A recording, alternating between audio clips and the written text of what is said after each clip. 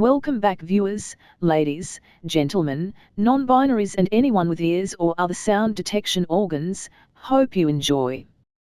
We are continuing with Doom Guy Isekai by Angry Spider. Chapter 16, Truest Doom. The giant city of Brimstone was utterly silent, full of empty streets and unoccupied houses.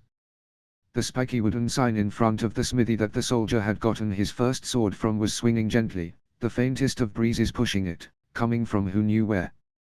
A crooked red tower shook unsteadily without the weight of anyone occupying it, and a frozen fireplace in an empty office held its place unmovingly, a single clock ticking quietly. A tear in space opened up, and a demon fell through. His once neat suit was burning at the edges, and his glasses were blackened and singed. Coughing hoarsely, he dragged himself to the neat wooden desk and threw a drawer open.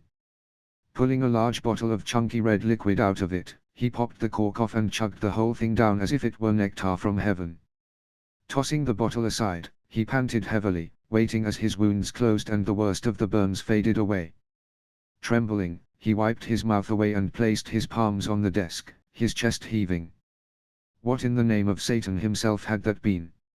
He'd known that the Doom Guy possessed immense strength and speed, but he'd never dreamed that he could have any weapons that allowed him to do that. In all honesty, Gellerect was terrified. He'd already been tense, an emergency, teleport, on standby in the form of a hastily created scroll, and the moment he'd seen the slightest spark of uncertainty on Turin's face he'd used it. And not a second too soon, either, he'd been literally launched through the portal when the explosion had hit. He'd seen the whole fight from a distant vantage point, and his disbelief had mounted as he had witnessed not only the death of every other demon in Brimstone but even Turin himself. It terrified him. From there, he'd gone to his lovely little office, and that was where he'd retrieved a healing potion. Pulling himself into his comfy crimson chair, he collapsed into its cushy depths, pulling a hand across his face. This was a disaster. No, this was a catastrophe. This human, and Gellerect had been having doubts about the verity of that fact, after what he'd seen, could kill demons. Permanently, from what he could tell, none of the others were coming back, and the crystalline orb seated on his desk detected no familiar rise in mana signatures. He should have contacted Envy the moment he'd heard about the Doom Guy, not try to let it solve itself. He had thought this human was like the other ones. He'd thought that it would want to go to the overworld, not stay here and murder everything that moved. Pulling a separate drawer open, he removed a tall bottle of a rich crimson liquid.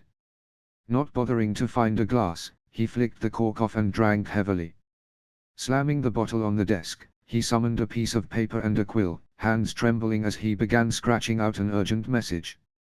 He couldn't believe that it had come to this, and especially couldn't believe that he was sending a letter to the King of Hell himself. Your Majesty. We need help now. There is a human here who can permanently kill demons, and all of Brimstone is empty from his work. I suspect his next objective will be to kill Envy. While I once would have thought that it would have been impossible to kill her, I firmly believe that this human might do so. I beg your assistance in this scenario, my lord. Even Turin has fallen to this human's might. Signing it with a flourishing signature, Gellerect raised it to the air and cast a message spell, hoping that it would arrive in time. For the moment, he just needed to get to a different city. Brimstone was no longer safe for anything, much less demons, and his work would be appreciated elsewhere. He only put his chair, his fireplace, and his beloved wall clock in his inventory, and used teleport. He never saw Brimstone again. The soldier was going after Envy. The huge elegant building half a mile away was colossal, enormous statues of an armored woman at the 8 corners of the massive dome in the center. With several twisting spires jutting up from the sides, it was an overall rather intimidating appearance, and the soldier was excited. Moving her shield over her shoulder, Alice stared wide-eyed at the construction. That's Envy's home. I don't think, Doom, do you know just how dangerous Envy is? She's not one of the sins for no reason. I mean, sure, she's technically the weakest, but that still ranks her above at least 200 million demons. The soldier grunted in response, switching out his blood-spattered shotgun for the shining chain gun.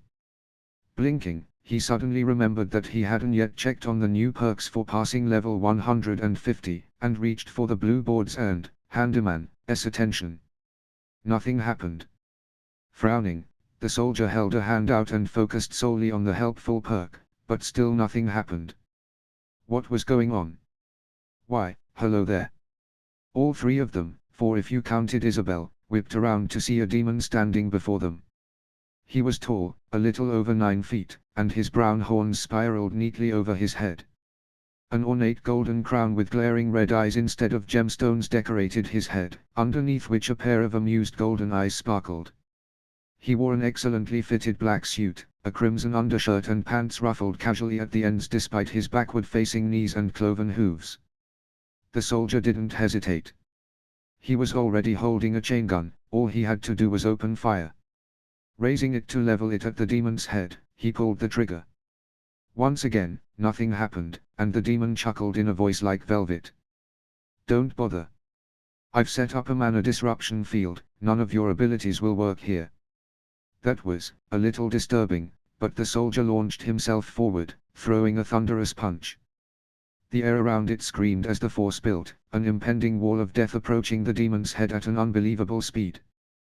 The demon caught the punch. Alice sucked in a breath, pulling her shield around to her arm. "That's doom, that's."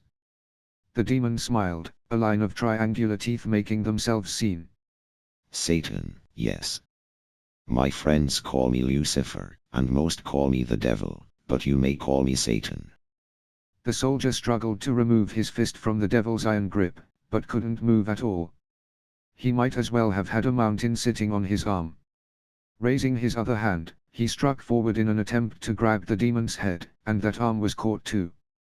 Standing back, Satan's arms detached, floating midair and still holding onto the soldier's grip. A flawless pair of arms replaced them without any noticeable difference, and he began talking in an amused tone. "You know, you interest me quite a bit. Truly, you do. Why do you despise demons so much? Why do you enjoy slaying them? What exactly is a young woman doing down here?" The soldier inadvertently glanced at Alice. She was incredibly pale, the blood having drained from her face, and the soldier's eyes narrowed. Why was she in hell? Satan shrugged. Well. I'm not one to mess with your fun. I'm curious to see if you'll actually eradicate every demon in hell, if I'm honest. Either way, I'd like to hold on to envy a little longer." He waved pleasantly at them both. Bye. And they were in a calm, grassy meadow, the sun shining far above them in a blue sky dotted with puffy white clouds. End of chapter. If you enjoyed, like, subscribe, click the bell so you don't miss any episode and do all the other YouTube stuff. Visit and support the author, all the relevant links are in the doobly-doo, and comment your opinions, good or bad. And I'll see you next time. And as usual, have a wonderful day.